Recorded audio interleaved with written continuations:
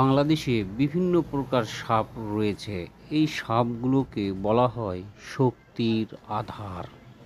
এই কারণে এই সাপগুলোকে আমরা বিভিন্ন অর্ঘ্য বা ফুল চন্দন দিয়ে আমরা সন্তুষ্ট করার চেষ্টা করি এবং মাটি দিয়ে সাপ তৈরি করে তার প্রতি শ্রদ্ধা নিবেদন করি।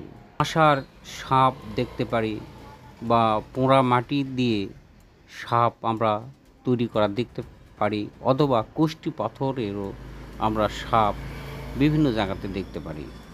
সুধীবৃন্দ, এই সাপ হচ্ছে একটি সরীসৃপ প্রাণী।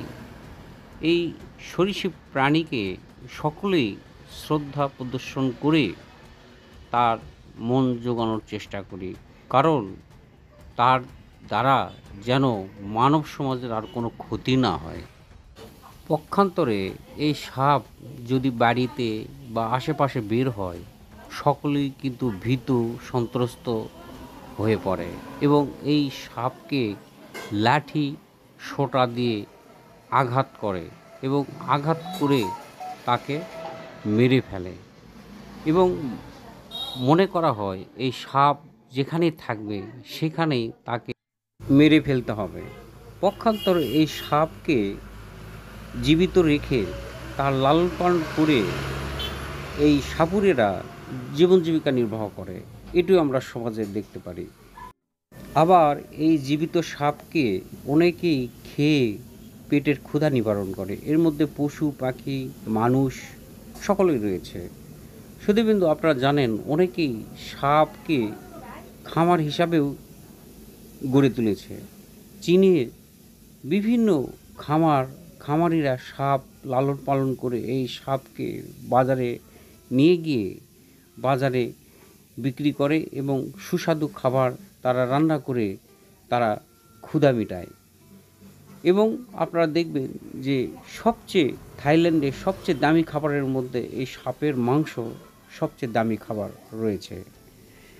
এছাড়াও বিভিন্ন মরুভূমিতে উট আপনারা দেখতে পারবেন, উটেরাও জীবিত সাপকে খায়, বিভিন্ন পাখিরাও ধরে খায়। এমনকি সাপ বেজি যে লড়াই, বেজি সাপের মাংস পছন্দ করে। পক্ষান্তরে সাপুড়ে যারা, তারা সাপ খেলাতে তারা পছন্দ করে। আবার দেখুন, এই সাপকে দিয়েই যে ক্ষতি হয় এমন না।